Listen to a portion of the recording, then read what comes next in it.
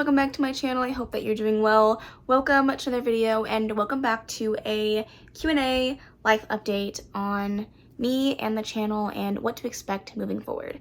I don't do these very often. I tend to kind of just go with the flow with whatever comes about, but some things are changing and I definitely want you guys to be made aware, and hopefully you guys will stick around on the journey as I go through whatever the next 6 months to the year has to offer us. So I'm going to start with the big life updates first and then go into a quick Q&A. This video shouldn't be too long, but I just wanted to give you guys as much of an update as I can. So we'll start with YouTube updates and changes to my everyday usual content, and then we'll talk about life updates because things are definitely going to be changing in the rapidly approaching future.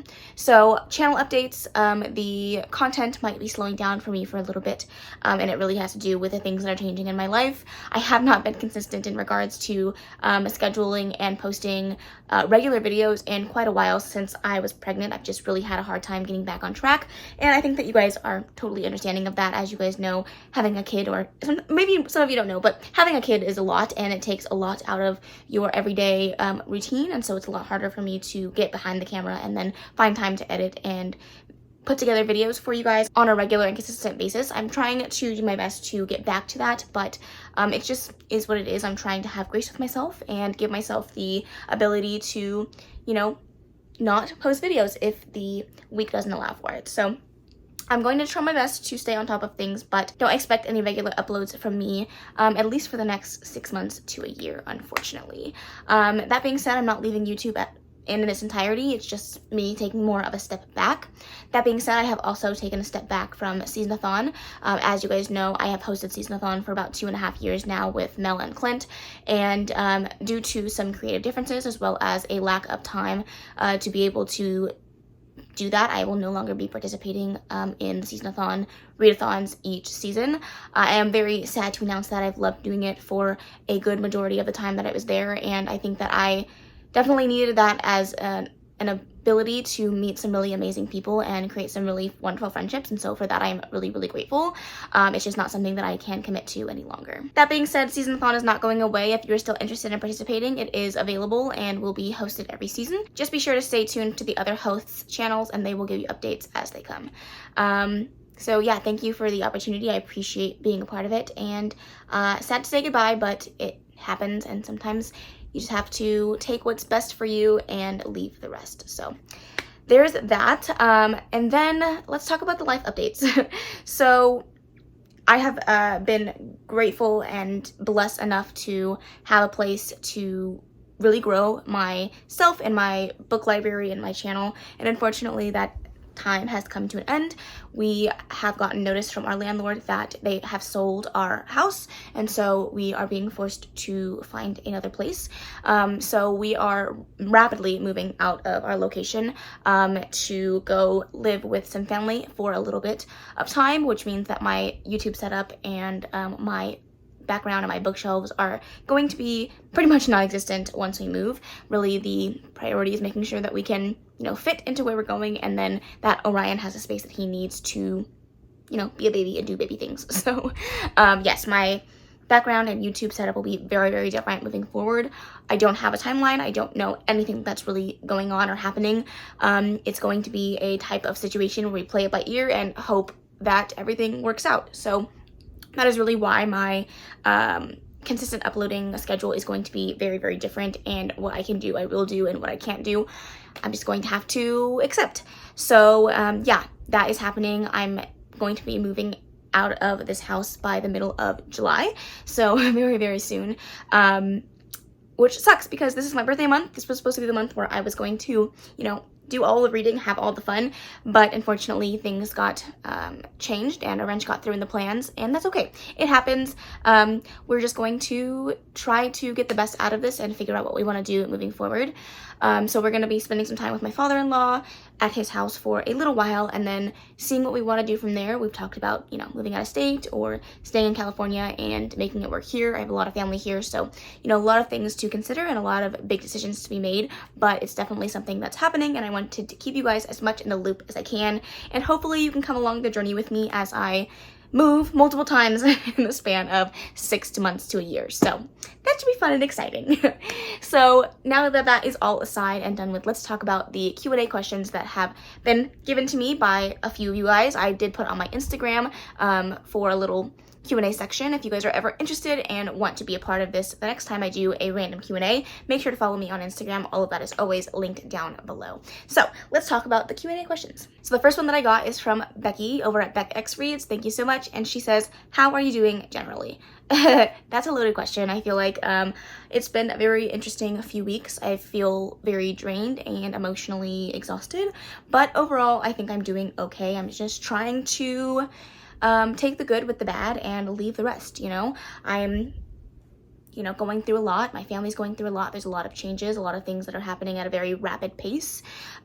We've had some mental health issues and just things that we're all going through that is a little bit harder than we would like it to be, but for the most part, we are doing okay. I feel like it's really important to talk about mental health in a space where you know you can be safe and not judged. And so I do my best to talk about the things that I struggle with on a regular basis. And you know, with everything that's going on, my anxiety is really, really high, which also leads to, you know, episodes of depression here and there. But overall, I'm pushing through as best as I can and trying to get through the next couple months in the only way that I know how. So I appreciate that question. Truly, I feel like when people ask you how you're doing, they don't expect you to give a real answer. And so that's the real answer. I am doing okay, not great, not fantastic, but not terrible or horrible either. Okay, so I have a few questions from my bestie, Karina. First one is, what are 5 desert island books as of right now that you would bring with you if you were stuck on an island?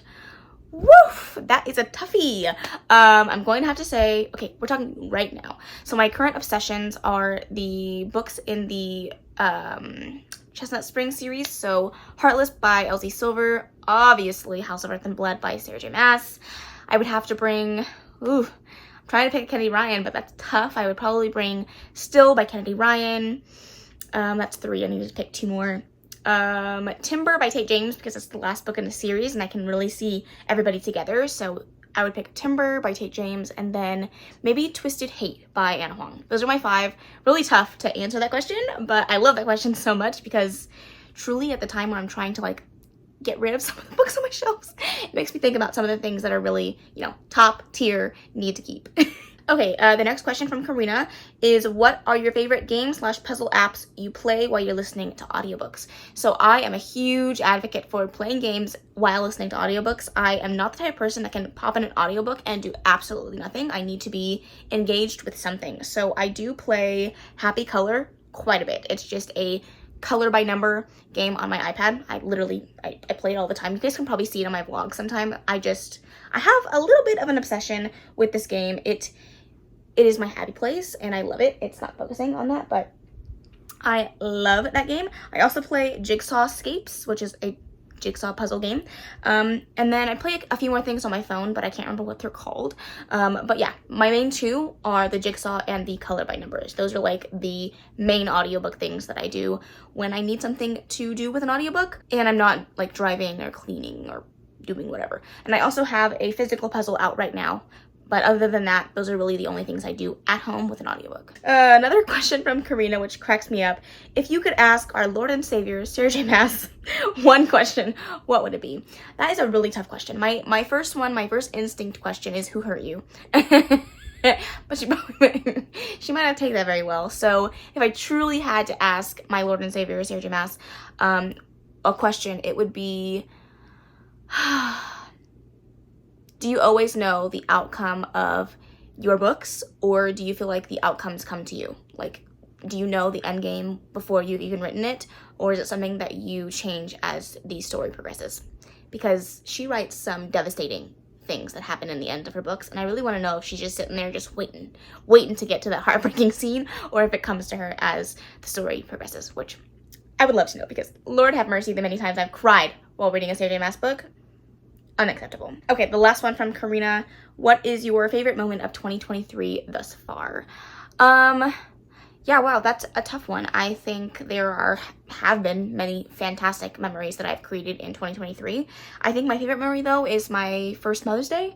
It was a really simple day. It was very, very simple, but I had a great time, and I was able to spend it with my son, who I love very much, my husband, and my family, who mean a lot to me. And it was made special by the people that I love so much, and that is definitely one of my favorite memories of this year. I'm really trying to think if there's anything else. My husband's first Father's Day was amazing as well, and we just had so many great memories on those 2 days, so I would have to say those ones. From May Ravine 22, I'm so sorry, I might have butchered that. She asked, if you could change the ending of any book, what would it be? That is really tough. That's a really tough question. Honestly, I would probably change one of the endings of the Take James books that I've read, because I want to save myself the heartbreak and the pain, but those are all there for a reason. So truly changing an ending of a book, I don't know if I have one. I feel like oh, you know what? I would probably change the ending of, what is that Karen M. McManus book that I just genuinely don't like? One of Us is Lying. The ending of that gots to go. From the same person, she asked, do you ever feel pressured to read popular books? Yes, all the time, every day, literally always. Especially books I see on Book Talk, or like really popular books that are going around Bookstagram or BookTube, like any like hyped story, like I'm like, give it to me now. Even if it's not my genre, I'm like, I have to read it. But I feel like a lot of people fall into those like sections of hype where they feel like if they don't read it, like they're literally going to die. The FOMO is following, and I am one of those people for sure. A few more questions from this person. What are your book red flags? For me, anything that has consensual non-consent is usually a big red flag for me, and that is just because of my own triggers. Miscommunication, ugh. Surprise baby, ugh. Like, that's a terrible sound, but like truly, those are the things that turn me off so hard. Really, like love triangles, not about. If it's not a why choose, I don't want it. Thank you very much. And then honestly, I'm not a huge fan of cheating. I get that in most books, if you're looking past all the rest of the red flags, you can look past cheating too, but something about it never rubs me the right way. And I have read a few books where it has been done and I enjoyed it, but it's very few and far in between. Then we have, what is a book you will never read? And that is a really tough question for me, but honestly, it's gonna come down to classics. Oops, I just threw my pen. I don't read classics. I never want to read classics, nor will I probably ever read classics. I have a few on my shelves, but like those are the smaller ones, the more manageable ones, the ones I'm like, okay, maybe one day, but honestly, I probably will still never pick them up. So classics, or things like Harry Potter, never gonna read it. I've only read the first two, never gonna read the other ones. Like literally, you couldn't pay me, don't want it. I don't feel like there's very many books out there that I'm like, I will never read that, but classics and Harry Potter, those are the only ones that are coming to my mind. Up next, we have another one. What is a book that you loved but not anymore? And that has to go to 50 Shades of Grey. I read that probably 8 times, all 3 books, 8 times in high school, and loved every minute of it. Went and watched the movies, day of premiere, like I was obsessed. Now looking back, the books are terrible and I know that, but at the time I was obsessed with them. So definitely that one has to take the cake. The next question that I have is, what book would you like to see as a movie or show adaptation? And for me, my most recent love and addiction to is Fourth Wing. I would absolutely love to see that as a TV show. I think that it could be done so freaking well. And because the author has talked about having 5 books in the series, it could be something with so much content available that I think that it would turn into a massively successful TV show. So that is definitely one that I would love to see adapted. Then we have, what genres are you intimidated by? For me, this is definitely sci-fi. I have many sci-fis on my shelves. I have read several sci-fis since I started reading and liked most of them, and still I have the hardest time picking it up. I don't know if it's just because I feel like it's always going to go over my head if I'm not smart enough for it, but every time I want to pick one up, I always get intimidated and then never end up doing it. Horror, also. Mystery thriller, I wouldn't say that they intimidate me. It's just not something I enjoy, but I tend to not pick them up because I feel like the intimidation of the hype is always there and I never end up enjoying it as much as everyone else seems to. So, but mostly sci-fi. Sci-fi, classics, high epic adult fantasy. It's intimidating, but I can get over it. But sci-fi especially, it scares the hell out of me. What are some book tropes you hate and love? I feel like I talked about this one in the red flags question, but some of the tropes that I absolutely love are fake dating, friends to lovers, enemies to lovers, rivals to lovers, anything to lovers I really enjoy. Marriage of convenience, I really enjoy white shoes romances. What else? I don't know, I just feel like anything with angst, anything that has a lot of tension to it, where the characters are truly like fighting for the relationship. I really love second chance romances as well. So those would be my tropes that I absolutely love. As for the tropes that I hate, I think I've already talked about them. Love triangles, miscommunication trope, secret baby, cheating, not for me. What is a book unicorn? A book you would love to have? That is very, very interesting. I think I've talked about this with a friend, but I would absolutely love it, love it, if TJ Klune would write a gay book about vampires or mermaids, something along those lines, something maybe nautical. I think that TJ Klune would do a really good job in viewing humor into this very intense nautical world. I want it to be like a dark mermaid story though, but like with humor and the way that he writes fantasy and queer characters. Personally, for me, that would be my unicorn. I don't think that he would ever do it. It's not his style, but I personally think that he could do it so well. Then we have, what is your favorite book of 2023 so far and your current read? So my favorite book of 2023 right now is still by Kennedy Ryan. I've talked about it many a time, and I feel like I'm a broken record at this point, but I love that book so much. It has a special place in my heart, and I'm so glad that I read it. That is the third book in the Grip trilogy by Kennedy Ryan. And then my current read, I am currently reading three books, I'm not even sure. Love and Other Words by Christina Lauren for the Buzzword Challenge for the month of June. I'm also reading Hunting Adeline by H.G. Carlton, could not remember the name. And that is a second book in the Cat and Mouse duet. And then I'm also reading Rewrite Our Story by Hat Singleton, which is a second chance romance, I think. I've totally forgotten. I need to restart it. Okay, last 4 questions and then we're done. Kate Aident asked, how many books have you read this month? And it's a whopping 53 books.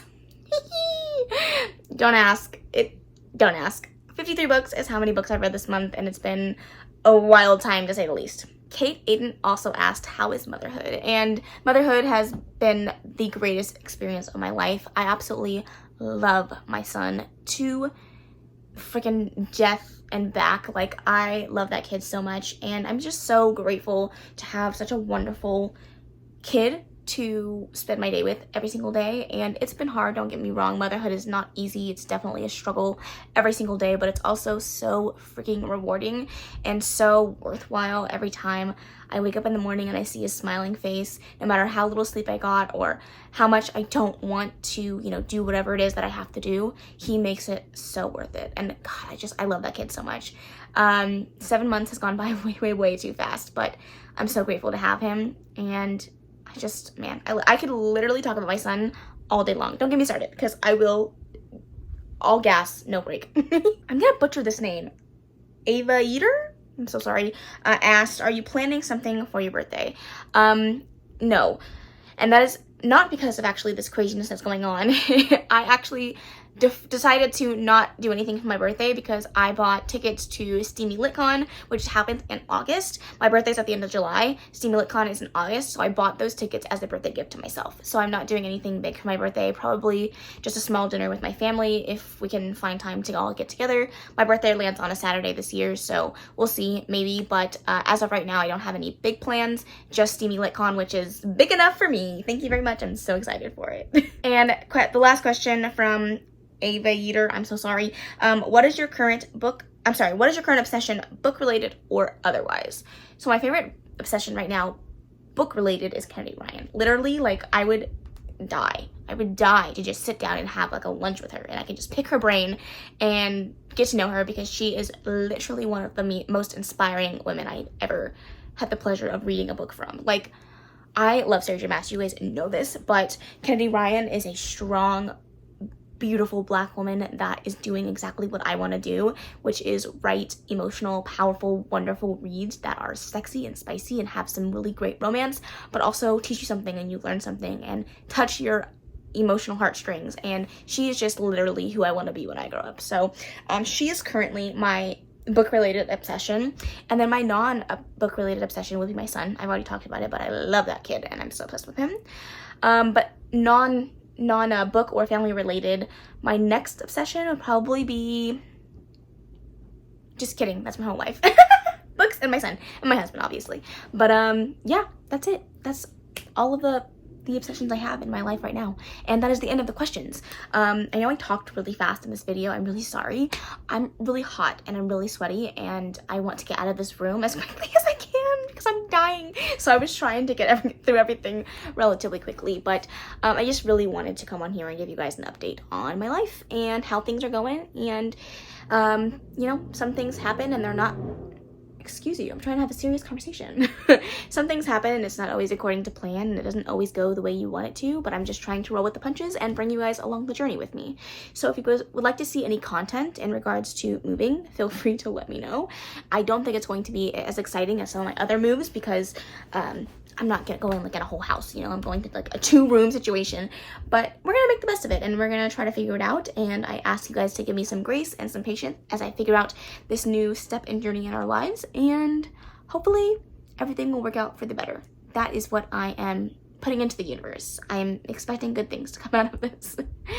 But let me know down below anything you want to chat about in the comments. If you made it to the end of the video, leave a heart emoji. I feel like it's always my go-to, but I just want to spread love and positivity. That was so cheesy. Yeah, leave a heart emoji down in the comments below. I love you all very much. I really hope you enjoyed this video. If you did, please make sure to give it a big old thumbs up. Don't forget to subscribe before you leave, and of course leave any comments, questions, suggestions in the comment section below, and I will see you in the next video. Bye. Thanks, baby. Turn it down.